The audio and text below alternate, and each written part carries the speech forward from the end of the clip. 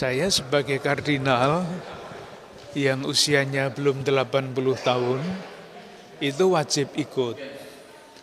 Jadi saya pasti akan datang, hanya pertanyaannya sampai sekarang ini belum ada tanggal yang pasti. Konklav itu akan mulainya kapan. Dan bahkan Duta Besar Vatikan untuk Indonesia yang saya tanya juga belum mengerti secara pasti. Saya mestinya berangkat hari Sabtu yang akan datang, Sabtu sore. Tetapi karena saya dengar sama dari Duta Vatikan bahwa konklav itu baru akan mulai tanggal 5, tanggal 6, saya memutuskan untuk berangkat lebih kemudian. Supaya tidak terlalu lama di sana, tidak tahu harus apa di sana 1 minggu, iya. Sementara pekerjaan di rumah banyak. Sudah ada persiapan-persiapankah atau adakah persiapan khusus yang sudah disiapkan mungkin untuk mengikuti konklav nanti? Saya pribadi tidak pada posisi itu.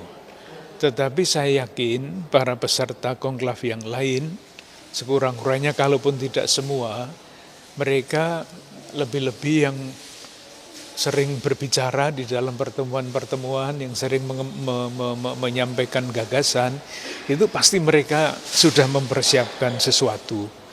Jadi supaya gagasan-gagasan yang mereka miliki itu nanti bisa disampaikan secara meyakinkan di dalam persiapan-persiapan.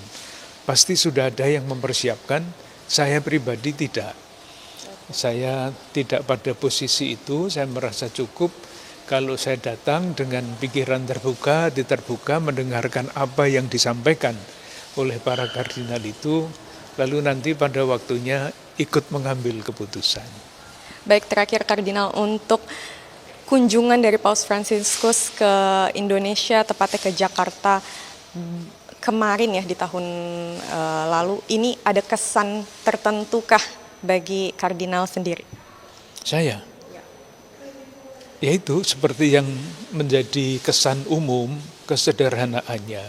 Saya 2 kali ikut satu mobil bersama dengan beliau.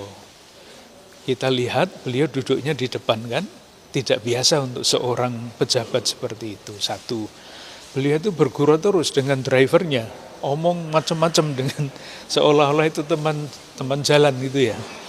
Kesederhanaan seperti itu dan yang sering kurang dipahami itu kenapa beliau memilih mobil yang jendelanya bisa dibuka utuh.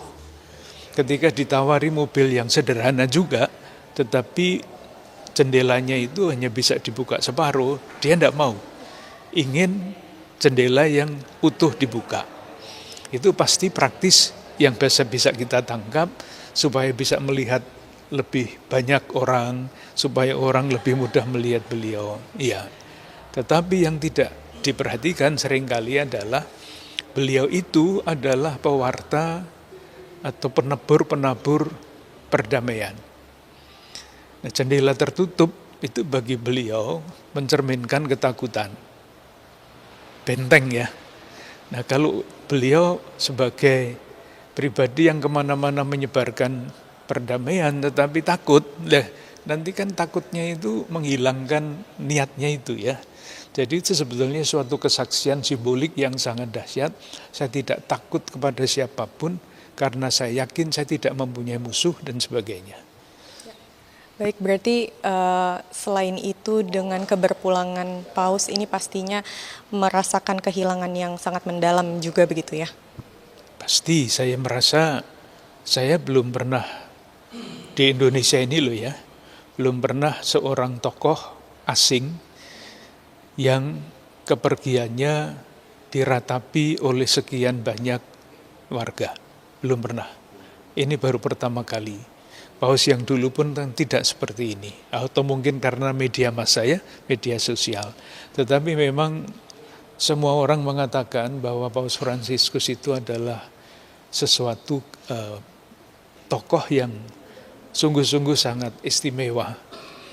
Tidak usah mencari gantinya beliau, karena pasti tidak mungkin mencari ganti. Tetapi apa yang ada di dalam diri beliau, itu bisa diusahakan, dilanjutkan, kalau para pemimpin gereja itu bisa bekerja sama dengan baik.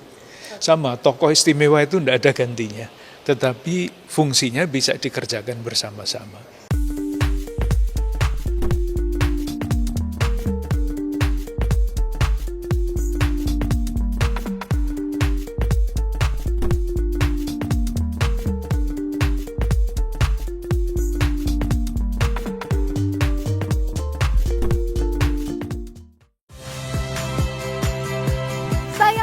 Rizka Clarissa. Saksikan program-program Kompas TV melalui siaran digital, pay TV, dan media streaming lainnya. Kompas TV, independen, terpercaya.